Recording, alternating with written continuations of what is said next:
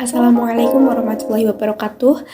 Perkenalkan, nama saya Nurnailisa Ada, nomor presensi 16, NIM 442 19117 dari kelas PS3B.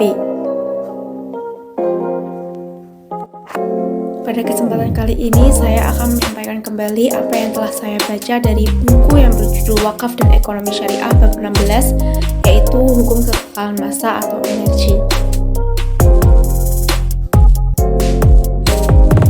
Simak videonya baik-baik ya. Jadi, secara mudahnya, hukum kekekalan massa itu dapat dipahami sebagai berikut. Massa dari suatu sistem tertutup akan konstan meskipun terjadi berbagai macam proses dalam sistem tersebut. Nah, biasanya hukum kekekalan massa juga disebut hukum kekekalan energi.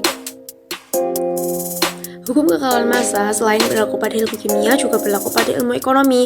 Nah, hukum kekekalan massa ini berlaku pada saat kita memberikan infak kepada orang lain. Infak yang kita berikan kepada orang lain ini mengandung sebuah massa, sebuah energi, yaitu energi kebaikan. Nah, energi kebaikan yang kita berikan kepada orang lain ini tidak akan hilang. Energi itu akan tetap ada, akan kekal, dan akan kembali kepada diri kita sendiri. Hal ini diabadikan Allah SWT dalam Al-Quran Surat Al-Baqarah ayat 272. Bukanlah kewajibanmu Muhammad menjadikan mereka mendapat petunjuk, tetapi Allah lah yang memberi petunjuk kepada siapa yang Dia kehendaki. Apapun harta yang kamu infakkan, maka kebaikannya untuk dirimu sendiri. Dan janganlah kamu berinfak melainkan karena mencari ridho Allah. Dan apapun harta yang kamu infakkan, niscaya kamu akan diberi pahala secara penuh dan kamu tidak akan dizalimi atau dirugikan. Inilah ajaran Islam yang rahmatan lil alamin, bahwa sedekah itu tidak hanya diberikan kepada muslim, kepada non-muslim pun diberikan. Apapun agamanya berhak mendapatkan sedekah. Bisa jadi dengan sedekah kita, dia menjadi lebih baik dan berubah hidupnya pada energi. Menurut kisah hadis dalam riwayat Al-Bukhari nomor 1421 dan Muslim nomor 1022 dari Abu Hurairah, ada seorang pria yang berkata, "Aku akan memberikan sebuah sedekah." Setelah itu ia pun pergi membawa sedekahnya. Namun ternyata sedekahnya jatuh kepada seorang pencuri. Keesokan paginya orang-orang ramai membicarakannya. Ada orang yang sedekah kepada pencuri. Kemudian pria itu berkata lagi, "Ya Allah, hanya milikmu lah segala kebaikan, aku akan memberi sedekah lagi." Kemudian ia pergi membawa sedekahnya. Namun kali ini sedekahnya itu jatuh kepada pezina. Pria itu pun ramai dibicarakan lagi. Tadi malam ada orang yang bersedekah kepada pezina. Pria itu pun berkata lagi, "Ya Allah, segala kebaikan hanya milikmu. Sedekahku jatuh kepada pezina, tapi aku akan bersedekah lagi." Ia lantas membawa sedekahnya. Namun kali ini sedekahnya jatuh kepada orang kaya. Orang-orang pun membicarakannya. Semalam ada orang kaya yang bersedekah. Pria itu pun akhirnya berkata, "Ya Allah, segala puji hanya milikmu. Sedekahku jatuh di tangan pencuri, pezina, dan orang kaya." Kemudian ia bermimpi. Dalam mimpinya ada yang datang dan menyampaikan kepadanya, "Adapun sedekahmu kepada pencuri, mudah-mudahan menjauhkannya dari perbuatan mencuri.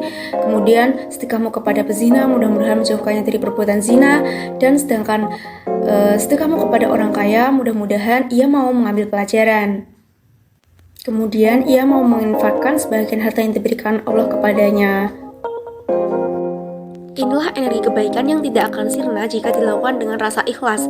Energi kebaikan sedekah yang kita serahkan dengan rasa ikhlas ternyata mampu merubah seseorang yang tadinya pencuri menjadi tidak mencuri, yang awalnya pezina menjadi berhenti berzina, dan juga bisa mengubah orang kaya yang tadinya kikir menjadi orang kaya yang dermawan. Nah, selanjutnya adalah penyimpangan hukum. Hukum kekekalan massa ini dapat terjadi penyimpangan hukum. Nah, terjadi pada sistem terbuka dengan proses yang melibatkan perubahan energi yang sangat signifikan. Nah, hukum kekekalan massa itu kan tidak berlaku pada sistem yang terbuka. Lalu bagaimana dengan sedekah, wakaf, dan infak kita? Pada kondisi apakah tidak berlaku hukum kekekalan massa pada sedekah, wakaf, infak yang kita berikan kepada orang lain? Jawabannya adalah ketika sedekah atau wakaf yang kita berikan itu tidak ikhlas. Jadi apabila kita tidak ikhlas, maka sedekah, wakaf, infak yang kita berikan kepada orang lain itu tidak mampu menimbulkan energi kebaikan. Ikhlas merupakan kata kunci atau keyword berlakunya hukum kekekalan energi pada sedekah atau infak.